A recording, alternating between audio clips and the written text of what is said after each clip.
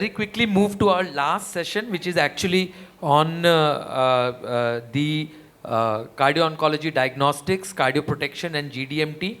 I'll quickly invite Dr. Rajat Mohan sir.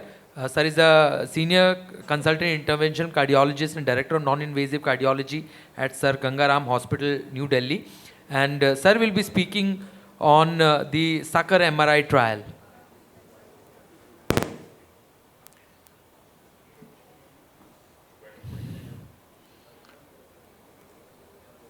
Yeah, good evening, everybody, and thank you, Dr. Vivek and Dr. Parekh, for giving me this wonderful opportunity to come here and speak on certain topics and also participate in the discussions which arise for particularly cardio-oncology. Now, I know it has been a long day, and we are all awaiting after this session. We are all awaiting dinner, but I'll just take it quick. It will be a quick and a crisp talk on trials. Basically, this session is more on trials and subsequently withdrawal of cardioprotective therapy. Now, this SUCO trial, now, despite that, the time we find that the patient has got cardiac dysfunction, at that particular time, it is important that cardioprotective therapy be instituted in these particular patients as early as possible, because any delay in instituting cardioprotective therapy definitely means that we don't get the desired results. So, and as we have seen, anthracyclines are indeed very important, and they are widely used in oncology for cancer patients, like particularly breast cancer and also sarcomas and hematological malignancies. And they can't be dispensed of. And other drugs like monoclonal antibodies, tyrosine kinase inhibitors, they all have cardiac concerns. So it is important that we should know that what kind of cardiac dysfunction all these drugs cause. And at the same time, if we look upon the history and subsequently on the data, a number of patients would really succumb to cardiac dysfunction rather than cancer. So how do we really interpret that the patient has got cardiac dysfunction?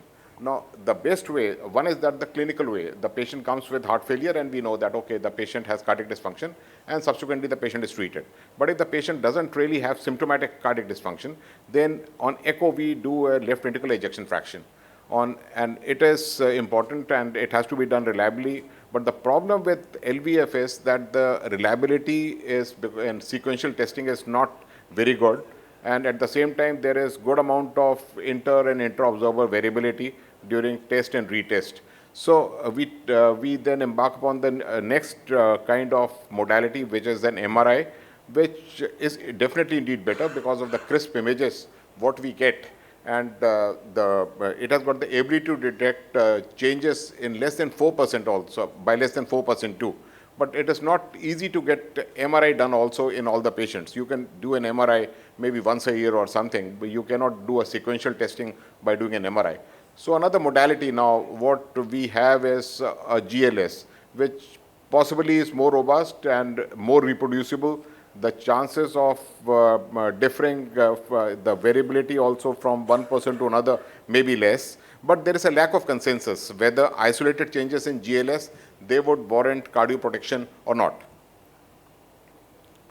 So before we talk about GLS, first we should understand that symptomatic, we have already said that symptomatic patients, we are sure that, okay, the patient has got symptoms and the patient is, we are dealing with heart failure and so he should be treated. But what about asymptomatic patients? Asymptomatic patients, there are three categories. One is severe, moderate or mild.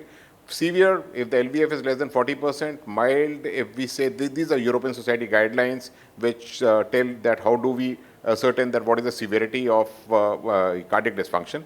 In moderate, we say that the LVF reduction is more than 10% with landing a EF of 40 to 49, or the LVF reduction is less than 10%, landing a EF of 40 to 49, plus a GLS declined by more than 15%, or mild, where the LV functions are more than 50%, and there is a relative decline in the GLS by more than 15%. So this is the way we interpret it. So current cardio-oncology guidelines, they characterize changes in GLS in the presence of normal LV functions, which is called the mild cardiac dysfunction, and we use cardioprotection as a class 2 indication in these particular patients.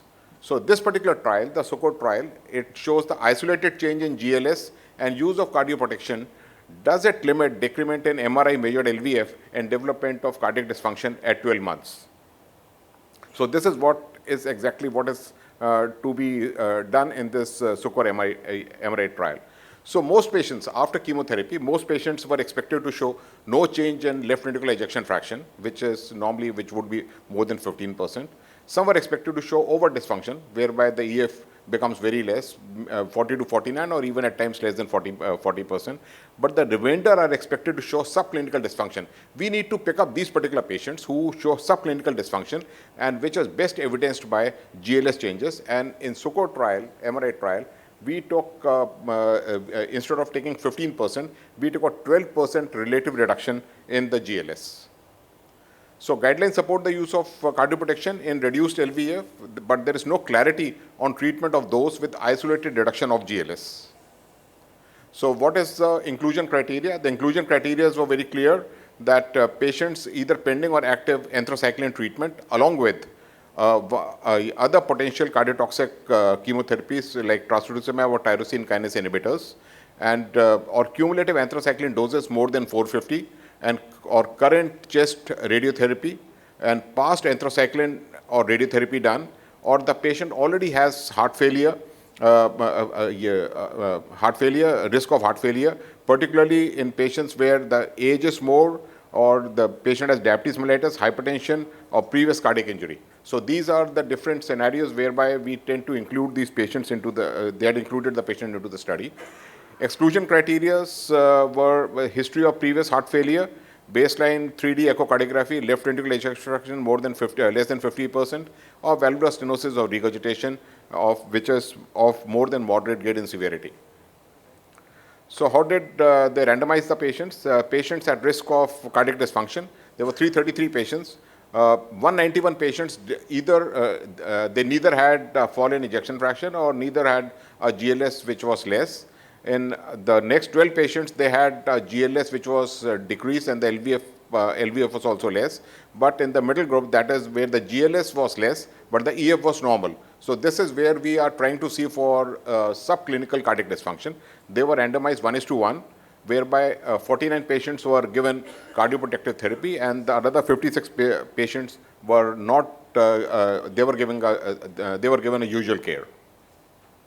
So this was, these were the characteristics of the different patients. Most of the patients were females. They were diabetics, hypertensives, dyslipidemics, smokers too, and they had a baseline measurements. The LV functions were around 61%, which is normal, and the GLS was also around minus 19.8, and the MRI-derived LVF was around 62%. So the LVF was absolutely normal at the start of the treatment, and at the same time the GLS was also in the normal limits. So as we have already seen that most of the patients, 57% of the patients, they had a normal LVF and GLS, and 32% of the patients, they fitted into where the GLS was less, but the LVF was normal. Only 4% of the patients, the LVF criteria was there fitting into the cardiac dysfunction. So this is a bullseye which was done by, it was done by echocardiography. So here on the left side, you find that at baseline, patients who received cardioprotection therapy, who were to receive cardioprotection therapy, they had an LVF of around 58.7%, and patients who were on usual care, they had an LVF around 57%. More or less, it was normal. The GLS was at randomization, the GLS being done on echocardiogram found that the GLS was around minus 17% in both the groups. So it was a level playing field at the very start, at the randomization. Subsequently, at the end of 12 months, when they did an MR, at that time they found that the LVF in the patients who received cardioprotection declined to 55.1%. That is a 3.6% decline. While in patients who were given usual care, their LVF declined by around 7%. So there was a significant difference in the decline of LVF from cardioprotection as compared to the usual group. The same thing was seen in this graphic representation, whereby the LVF. Please conclude, sir. The LVF didn't really go down too much as compared to the patients in the usual care, where the LVF declined significantly. Now, all these patients in the cardioprotection as well as the usual care, they were followed up at 3, 6, and 9 and 12 months, and it was seen that at the very start, the GLS, I may just tell you, in the GLS, when we are trying to see the GLS, if it is more negative, the better it is. If it is, as it becomes positive, that means the LV functions are going worse. So at the very start, at the baseline, the GLS was more or less the same in both the groups. At randomization, it was also the same. But in cardioprotection group, the GLS really didn't go down. That is, that it didn't become more positive. It remained the same, more or less the same. But in usual care group, it started getting positive. That again shows that there was a decrease or there was a subclinical cardiac dysfunction. So anthracyclines indeed are indispensable. Monoclonal antibodies and tyrosine kinase inhibitors are also cardiotoxic. Every patient will not develop cardiotoxicity, as we have already seen. Most of the patients will not develop cardiotoxicity. The response to cardioprotection therapy decreased with delay between the onset of cardiac dysfunction and initiation of cardioprotective therapy. The more the delay, the worse the results. So LVF as a criteria is well accepted, but there would be so many patients whereby the LVF is normal, and still the patients may be having cardiac dysfunction. These are the patients where a targeted approach on imaging for subclinical dysfunction is needed, which is done by a GLS study. And in patients with reduced GLS, in the absence of accepted LVF criteria, cardioprotection therapy was associated with better preservation. So to conclude, 1/3 of the patients deemed at risk of cardiac dysfunction developed an isolated reduction of GLS. That in one slide we had shown that 32% of the patients just had a GLS which was less while the LVF was normal. A cardioprotection therapy strategy based on renin-angiotensin system and beta adrenoreceptors inhibition resulted in better preservation of 12 months MRI LVF compared to usual care. This is what was interpreted out of the SOCAR-MI trial, and these results support the value of GLS even in the absence of threshold changes in LVF in the follow-up of the patients at risk of cardiac dysfunction. Thank you. Thank you, sir. We'll quickly move to the next talk by Dr. Shuvro Banerjee. Dr. Shuvro is a senior consultant interventional cardiologist at Apollo Multispeciality Hospital, Kolkata. And Dr. Shuvro will speak on SGLT2 inhibitors in heart failures in cancer. So I'm going to talk on SGLT2 inhibitors in heart failure in cancer. Now, as you know, heart failure can be divided into there are 4 stages of heart failure. Stage A, those who are at risk for heart failure. Stage B, who are pre-heart failure. Stage C, symptomatic heart failure. And stage D is more advanced heart failure. Now, when a patient is started on cardiotoxic cancer treatment, then he is in stage A heart failure. Now, when this patient develops asymptomatic LV dysfunction or raised biomarkers, it's stage B. And when this patient develops symptoms, it's stage C. And stage D is when the symptom progresses to a very advanced stage. Now, when you are thinking of starting SGLT2 inhibitor in a patient in stage A, that's its primary prevention. And when in stage B, it's secondary prevention. And in stage C, it's treatment or tertiary prevention. Now, the strengths of indication for SGLT2 inhibitors in patients with cancer and heart failure depends on the heart failure stage and also the evidence that is gathered from preclinical studies, meta-analysis, retrospective studies, and random clinical trials. So let's see first about stage A heart failure, that is primary prevention, and what evidence do we have for giving SGLT2 inhibitors in stage A. Now, the retrospective studies have shown that SGLT2 inhibitors are associated with a lower rate of cardiac events in patients with cancer and diabetes mellitus who are treated with anthracyclines, and that they were also associated with lower rate of incident heart failure and prolonged overall survival in patients with cancer and diabetes mellitus. And also another study showed that it significantly decreased the risk of developing your cancer therapy-related cardiac dysfunction in patients who have diabetes and cancer. A meta-analysis showed that it lowers the risk of hospitalization and new heart failure diagnosis in patients with breast cancer treated with anthracycline. And another meta-analysis showed that it reduces all-cause and cancer-associated mortality, heart failure, hospitalization, arrhythmia in patients with cancer. Now, randomized clinical trials, probably which has the strongest, probably the most strong evidence. Unfortunately, we do not have any published randomized clinical trials in stage A yet, but there are several trials which are ongoing, such as Protect AA, Impact, and DAPA-AIC, which have used SGLT2 inhibitors in patients who are in stage A. And we have to await the results of these trials. Now, coming to stage B heart failure, that's secondary prevention. We have very sparse data regarding secondary prevention, and it's mostly from case studies and retrospective study, and observational trial is on its way. Now, the case reports have shown that it causes a significant clinical improvement in left ventricular reverse remodeling in patients with anthracycline-related cardiac dysfunction. And there's another retrospective cohort study which shows that SGLT2 inhibitors are associated with improved survival in patients with cardiac dysfunction. Now, coming to stage C heart failure, these are the patients who are already in heart failure, and we have randomized clinical studies which has used both dapagliflozin as well as empagliflozin in patients with heart failure with reduced ejection fraction and patients with heart failure with preserved ejection fraction. And they have shown that there is reduction in heart failure hospitalization and cardiovascular death.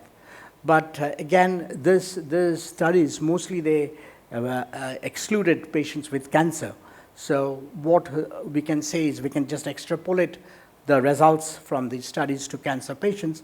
And nevertheless, the guidelines say that if the patient has developed class C heart failure, that's symptomatic, then they should be treated as per the heart failure guidelines.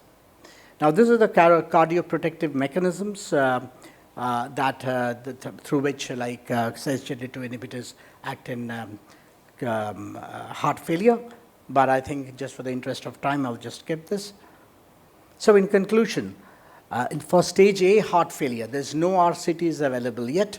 Retrospective studies and meta-analysis suggest it reduces incident heart failure, hospitalization and mortality, particularly in patients with diabetes treated with anthracycline for breast cancer. For stage B heart failure, evidence is scarce and limited to small retrospective studies and case studies. Results are encouraging but limited by size and bias. SGLT2 inhibitors established drugs for heart failure in non-cancer patients, so clinicians often extrapolate and prescribe them to cancer survivors who develop cancer therapy-related cardiac dysfunction.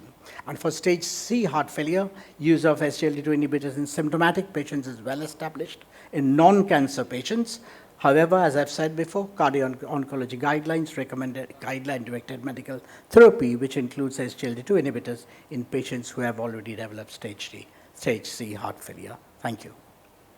Thank you, sir, for your enlightening talk. We'll move to the next speaker session. I'll invite Lieutenant Colonel Dr. Praveen Lakshmana. Dr. Praveen is Assistant Professor in the Department of Medicine at Homi Bhabha Cancer Hospital, Varanasi, and he will be talking on the PRO-ACT trial. Well, good evening, everybody. I'll be the last batsman, so I'll go and slog as the tailenders do. So at the outset, I would thank the organizers for providing me this opportunity. So today we are going to discuss about the PRO-ACT trial. Background which has already been discussed, anthracycline chemotherapy is effective for both breast cancer and NHL, but it poses a great risk of cardiotoxicity. And the cardiotoxicity is dose dependent, which is seen with the doxorubicin of more than 250 milligram per meter square, or epirubicin of more than 600 milligram per meter square is associated with high risk of cardiotoxicity, which is termed as cancer therapy related cardiac dysfunction. So early detection via cardiac markers is critical. So it is seen that these cardiac biomarkers, which includes cardiac troponin T and cardiac troponin I, has got a greater potential for the risk stratification of these patients for cancer therapy-related cardiac dysfunction.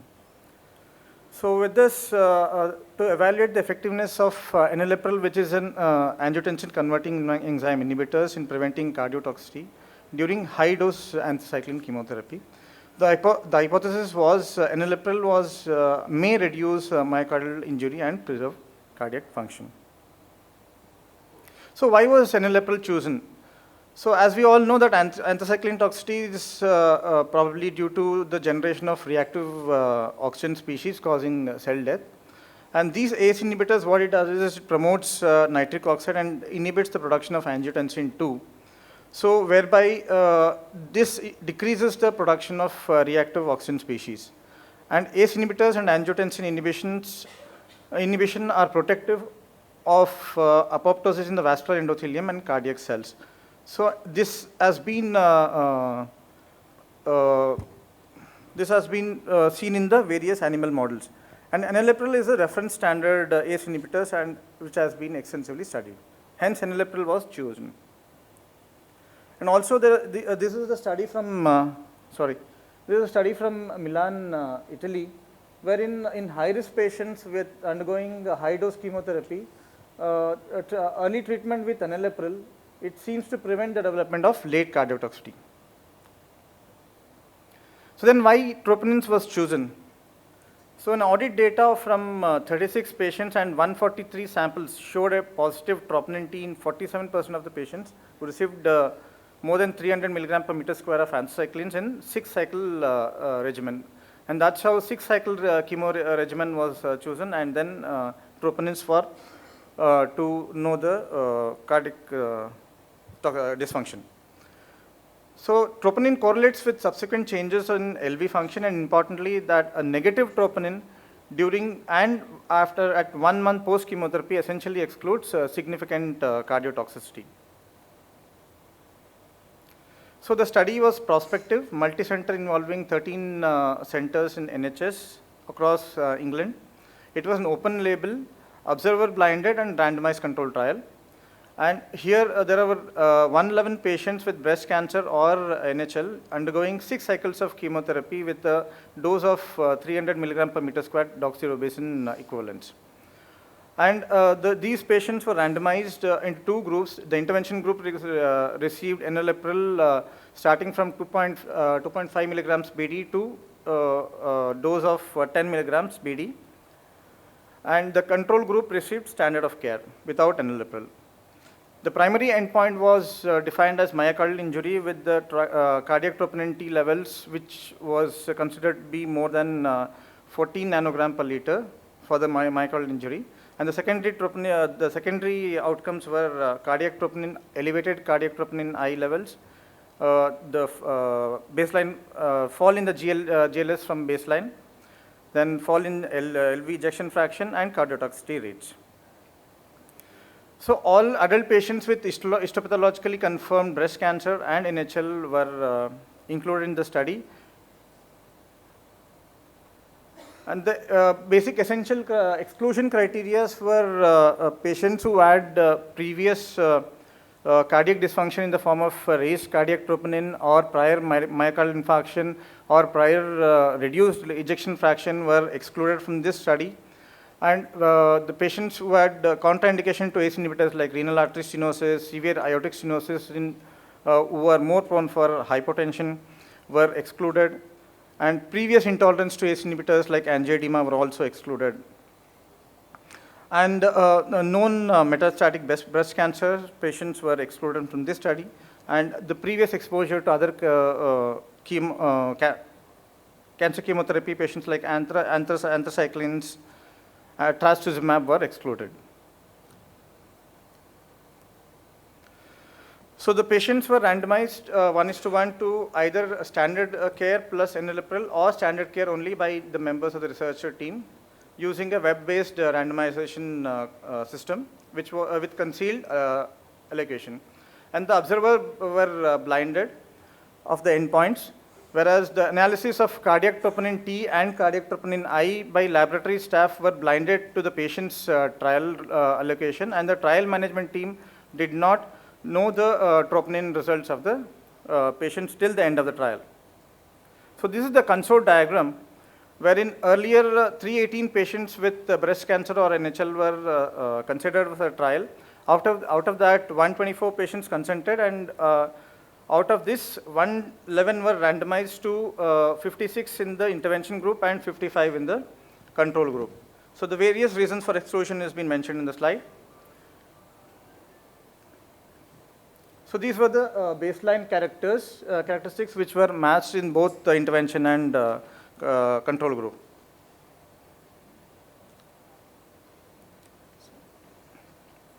So the results are primary outcome with the myocardial injury defining as cardiac troponin T more than 14 nanogram per liters. The enalapril group showed elevation showed myocardial injury in 77.8%, that is 42 out of 54 participants, and in standard group 45 out of 54 participants, that is 83.3% showed myocardial injury.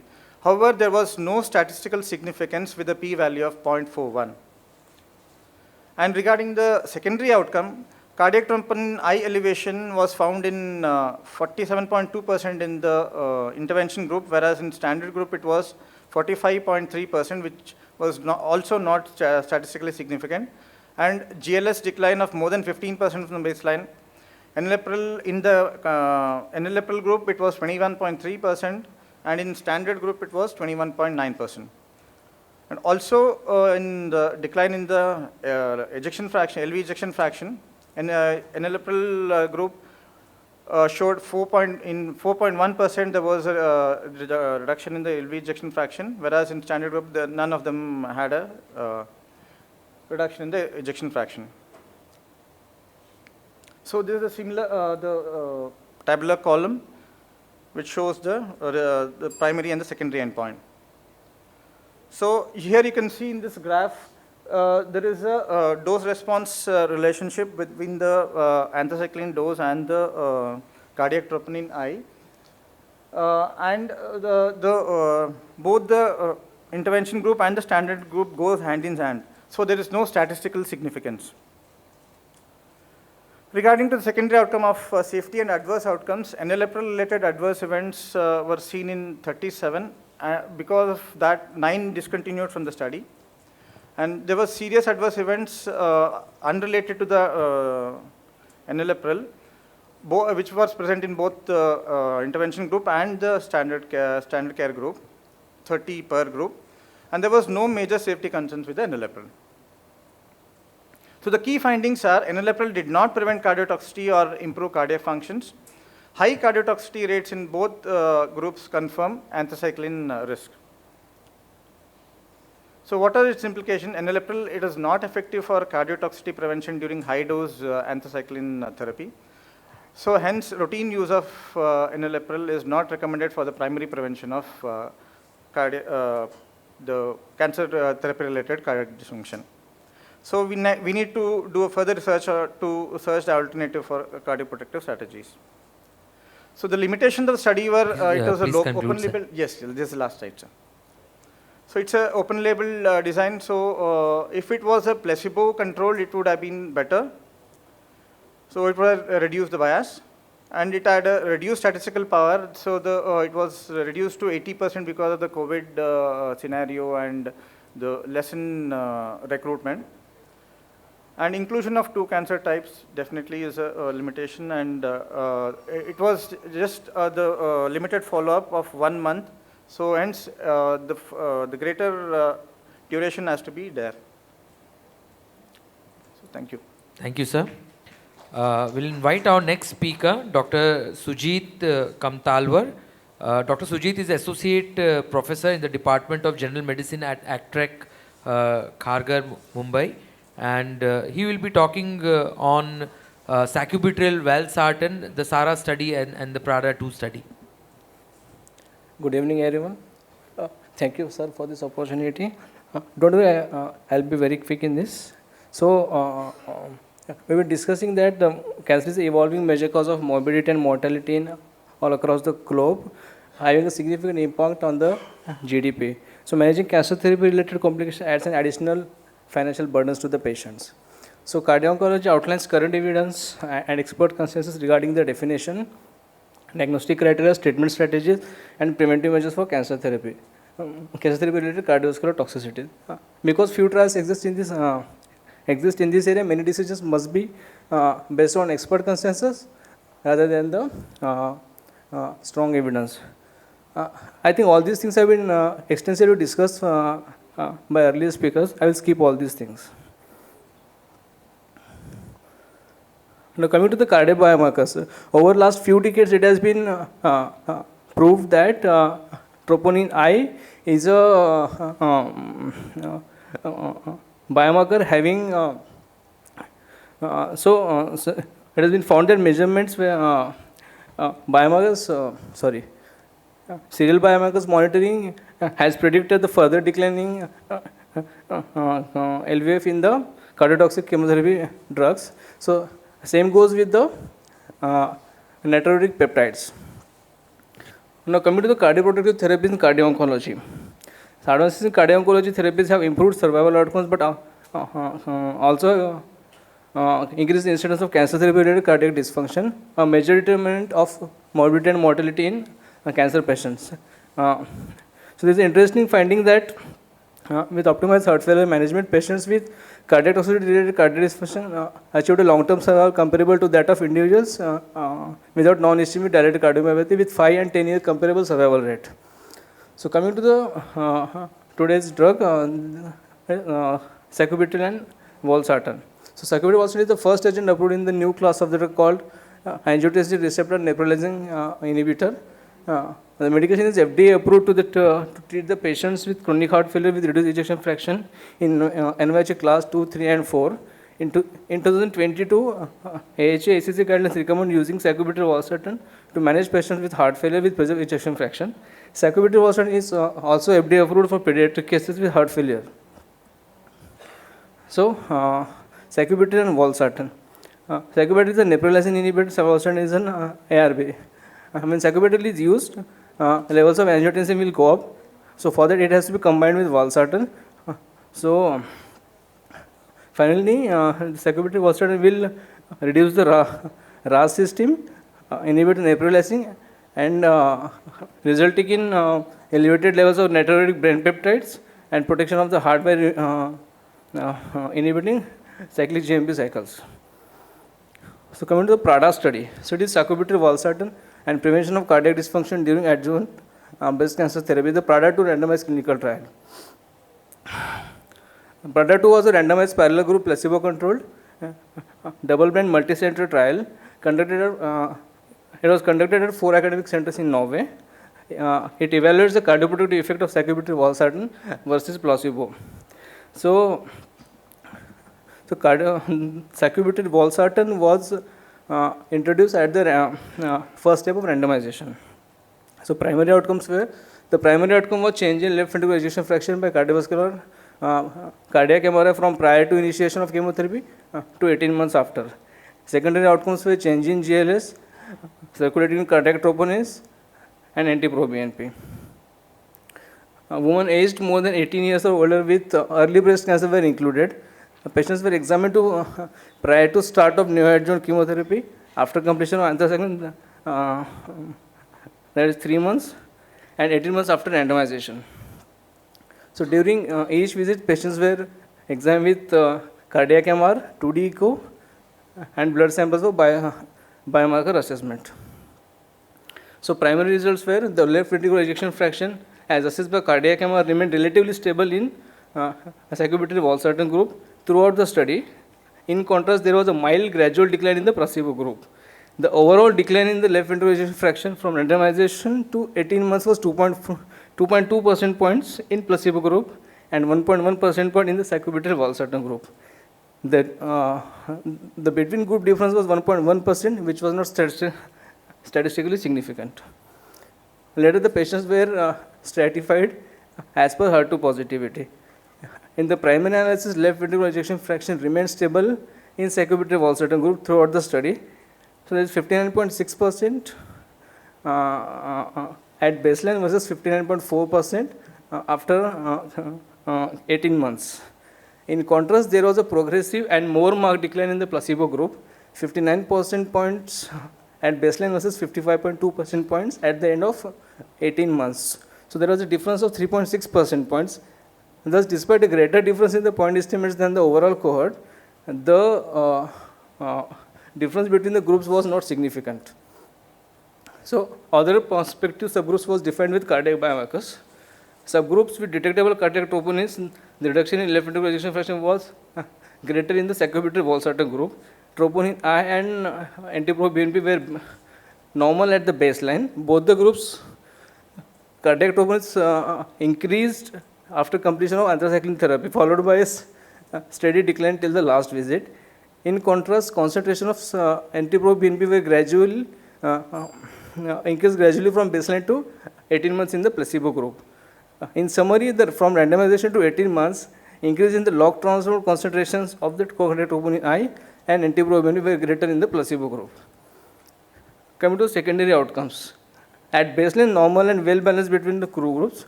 No decline in sacubitril valsartan. So there was no GLS decline in sacubitril valsartan group throughout the study. In contrast, there was a progressive decline in GLS in the placebo group by minus 0.53%. The incidence of clinically significant reduction in the left ejection fraction was 42% in the placebo group and 33% into the test group. So there was a group difference of 8.7%, but it was not statistically significant. Only 2 cases in the placebo group developed moderate to severe cancer therapy-related cardiac dysfunction, while no such cases in the sacubitril valsartan group. Coming to the GLS, the incidence of mild cancer therapy-related cardiac dysfunction, as per new definition, was seen in 83% in the placebo group versus 71% in the test group. It was also not statistically significant. So, Prada 2 failed to reject the primary null hypothesis that the mean change in left ventricular ejection fraction assessed by cardiac MR from randomization to 18 months is equal for both the groups. In conclusion, adjuvant treatment for the early breast cancer is associated with reduction in left ventricular ejection fraction that was not significantly attenuated by sacubitril and valsartan. Coming to another trial, that's a SARA trial. So this trial concluded in 2024. So it was a single center randomized double blind trial. Patients with cancer receiving just conclude conclude what was the findings in the SARA. So the principal findings were so there was the primary outcomes were the fall in GLS was 7.1% versus 25% in test and placebo groups. So, mean change in GLS was plus 2.5% versus minus 7.6%. The main change in LVF by CMR imaging was plus 0.19% versus minus 3.47%. In secondary outcomes, symptomatic heart failure, there were no cases in the test group. There were no cases with heart failure hospitalization, and both all-cause death, there was one case each group. So, coming to the safety events and the adverse events, hypotension and adverse events were seen more in the test group. Coming to the cardiac biomarkers, at the baseline, at the 6 months, there was no significant difference into the test group versus the placebo group.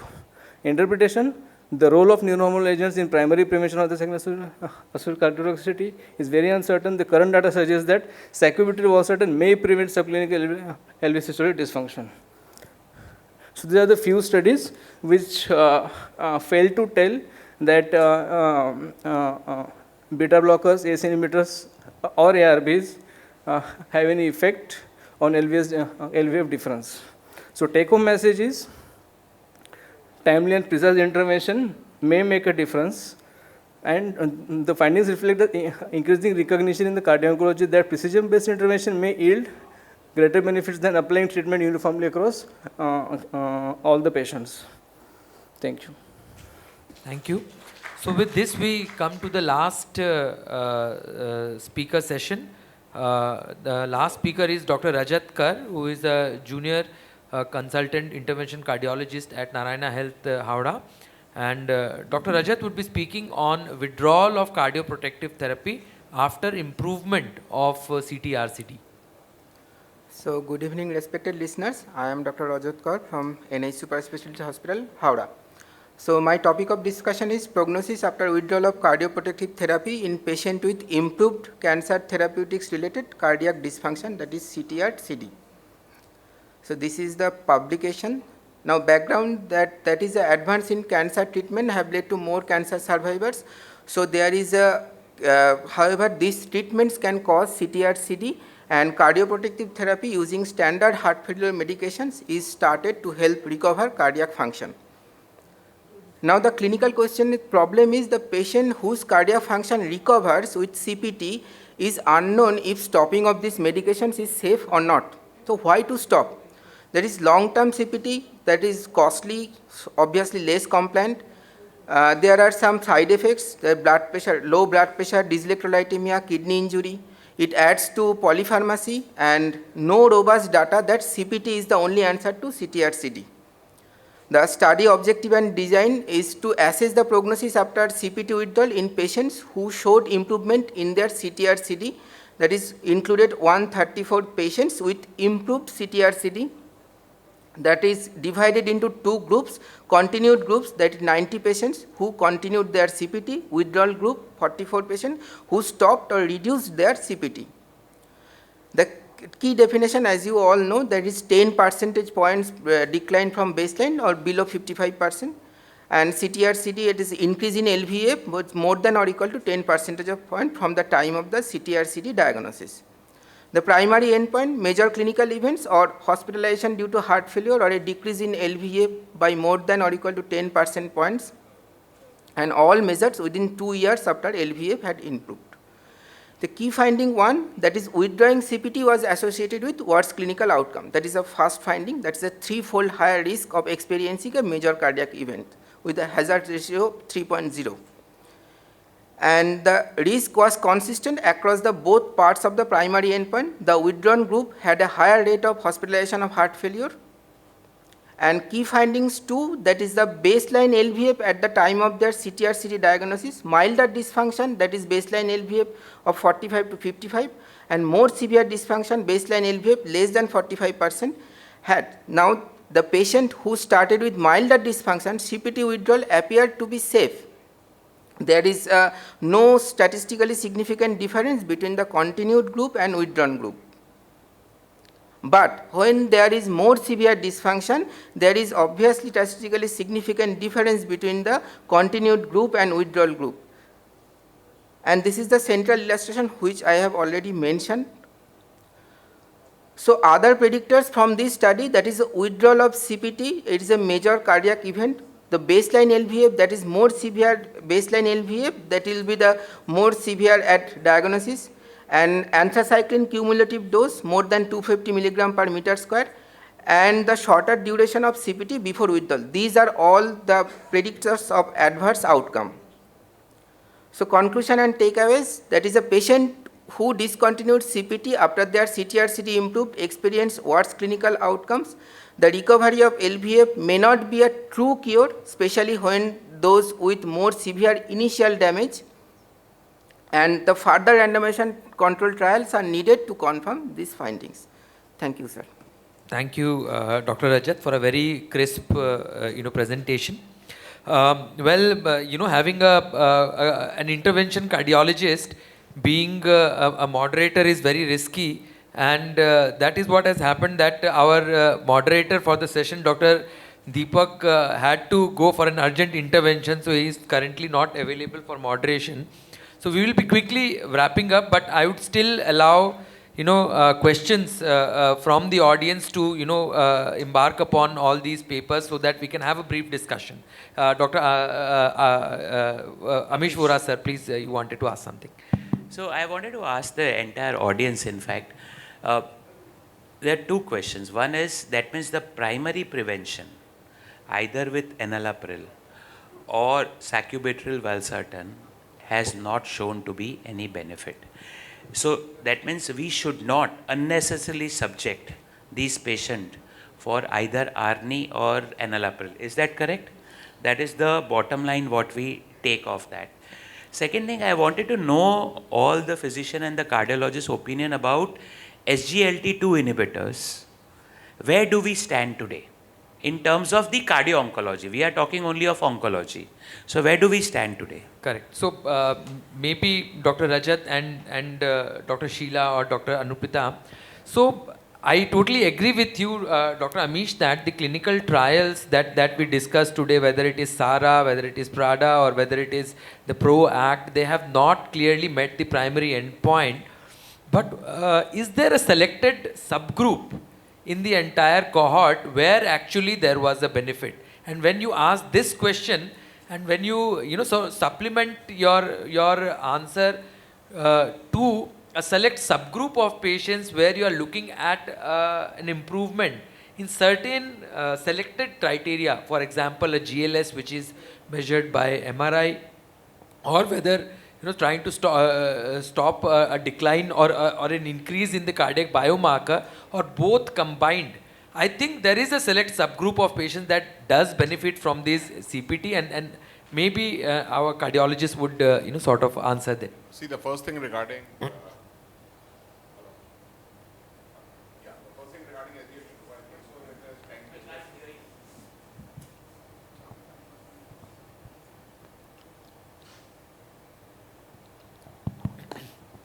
I believe it is time tested that SGLT2 inhibitors definitely benefit in patients where there is cardiac dysfunction.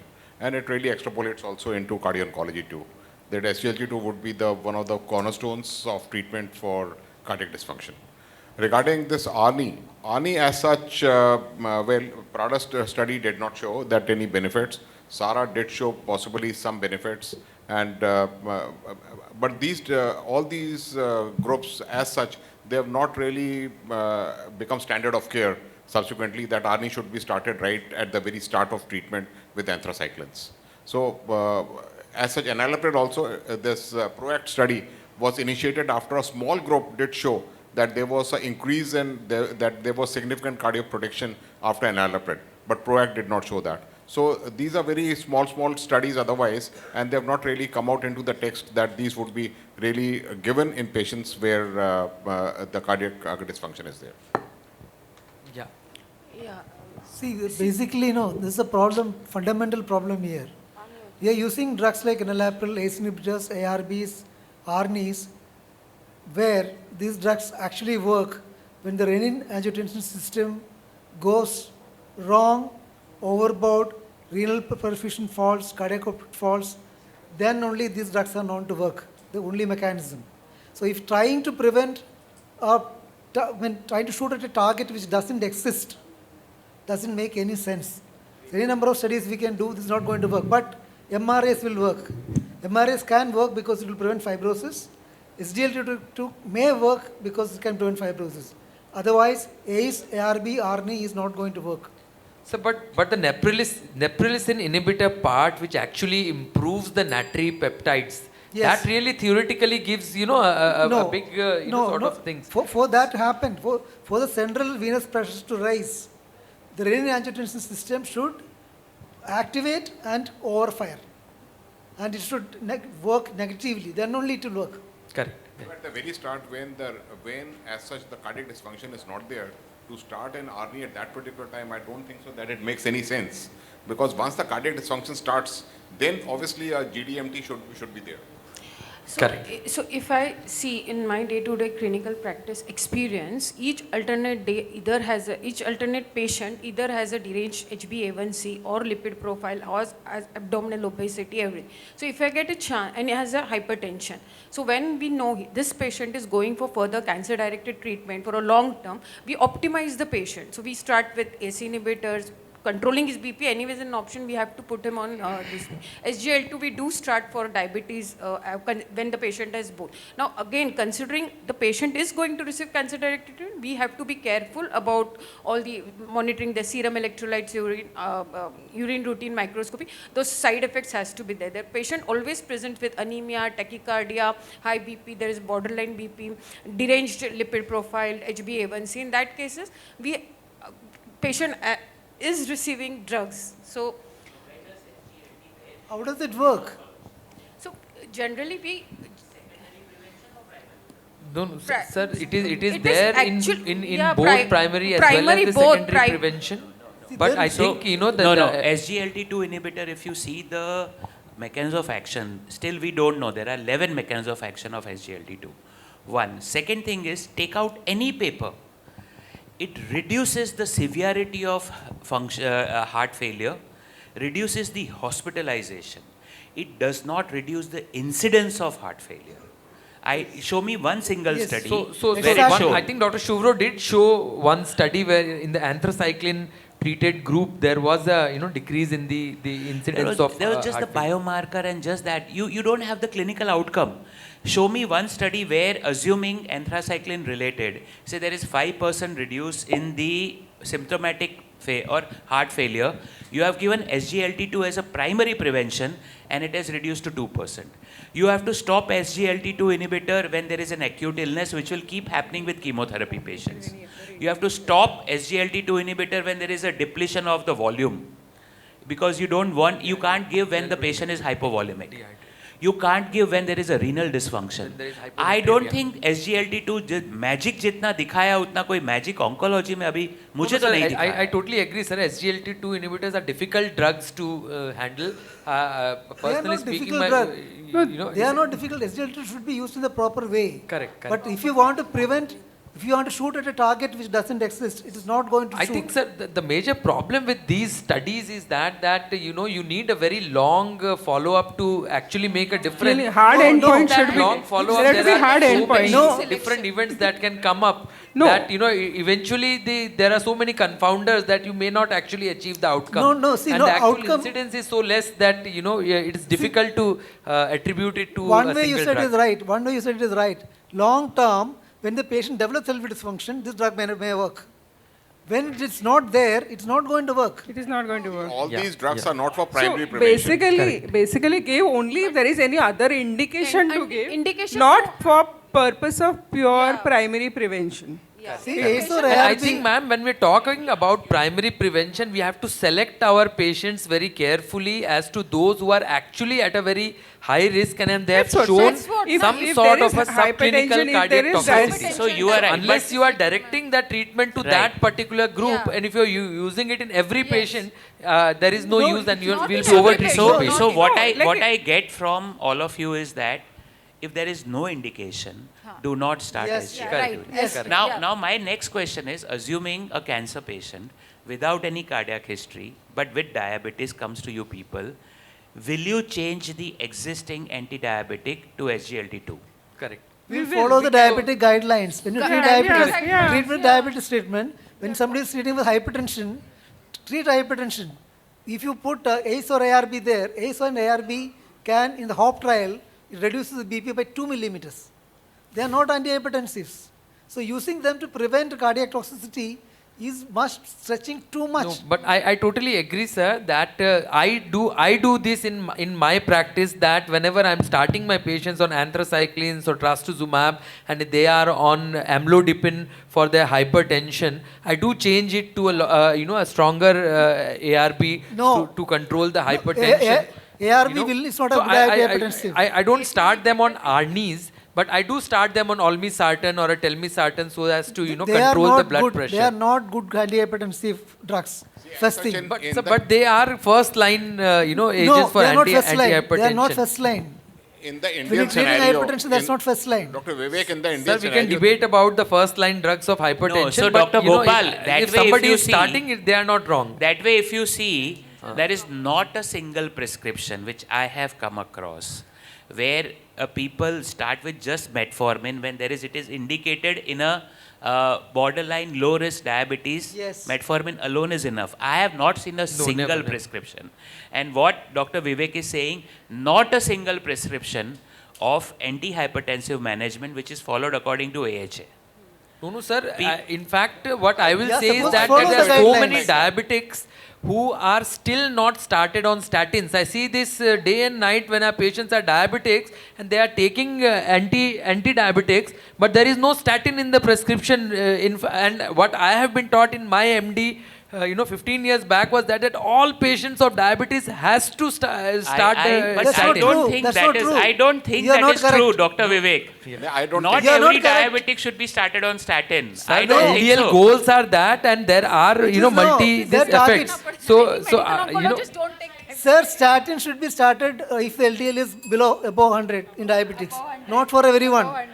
sir, if the current sort of LDL goals are to be met, then it is clearly certain that the LDL goals are shifting by the Framingham risk. Yes, you want me to repeat that? No, I don't want to go into, but it's there not is correct still to say that. controversy in that area, There is no sir. controversy at all. Recommendations are very clear. Diabetic LDL See, should the be less thing than is, 100. metformin in pure diabetics, I think so. It is not that you don't see a single prescription. You do see prescriptions where people are on metformin only and not on any other drugs. It is there. So statins. I am working in a different area. If probably. you- I am working in a different area. We also follow Just LDL one, goals. one, and We one have last, seen one other last high-risk question that patient. I want to ask is very simple. That what Dr. Rajat also presented.